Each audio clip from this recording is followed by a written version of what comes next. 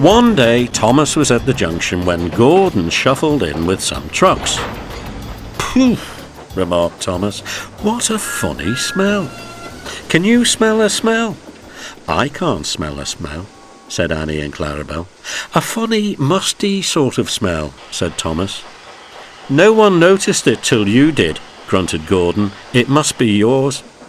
"Annie, Clarabel, do you know what I think it is?" whispered Thomas loudly. "It's ditch water." Gordon snorted, but before he could answer, Thomas puffed quickly away.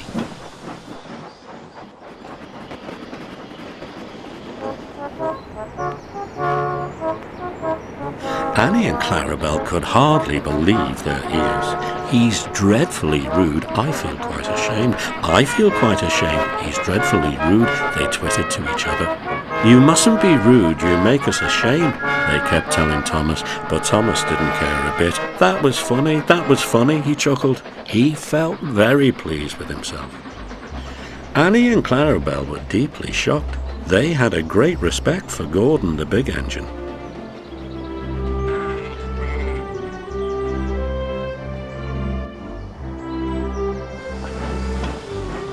Thomas left the coaches at a station and went to a mine for some trucks.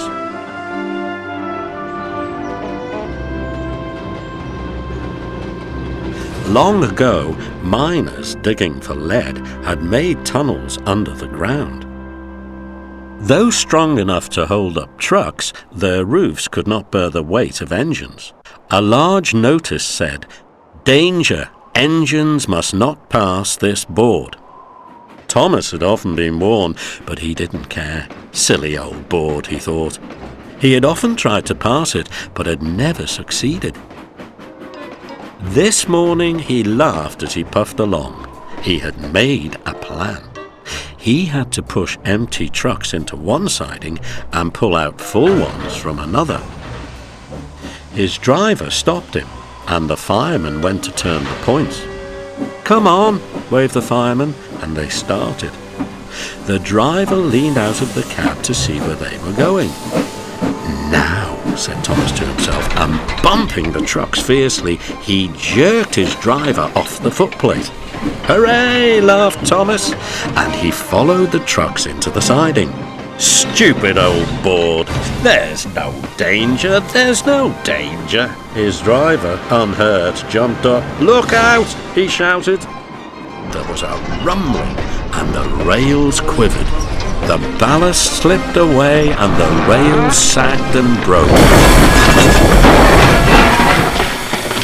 "Fire and smoke!" said Thomas.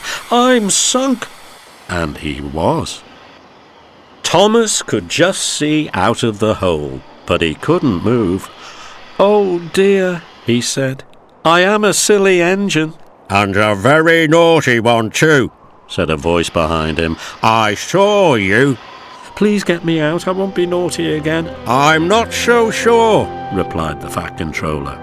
"We can't lift you out with a crane. The ground's not firm enough." Let me see. "I wonder if Gordon could pull you out." "Yes, sir," said Thomas nervously. He didn't want to meet Gordon just yet. "Down a mine, is he? Ho, ho, ho," laughed Gordon. "What a joke! What a joke!" he chortled, puffing to the rescue. "Poop, poop, little Thomas," he whistled. "We'll have you out in a couple of puffs."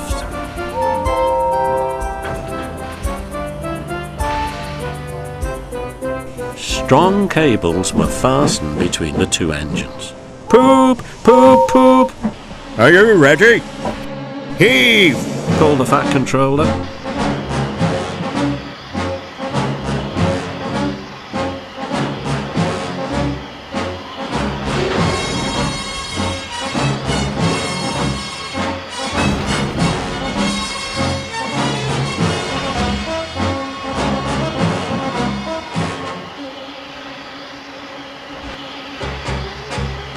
But they didn't pull Thomas out in 2 puffs.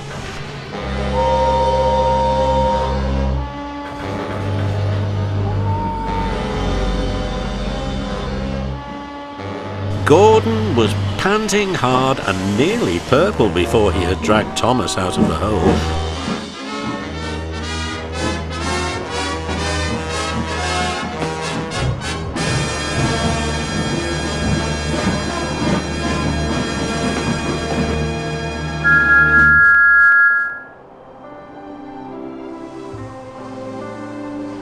"I'm sorry I was cheeky," said Thomas. "That's all right, Thomas. You made me laugh. I like that." "I'm in disgrace," Gordon went on pathetically. "I feel very low." "I'm in disgrace too," said Thomas. "Why, so you are, Thomas. We're both in disgrace. Shall we form an alliance?" "An ally? What was it?" "An alliance, Thomas. United we stand, together we fall," said Gordon grandly. "You help me, and I help you. How about it?" "Right you are," said Thomas. "Good, that's settled," rumbled Gordon. And buffer to buffer, the allies puffed home.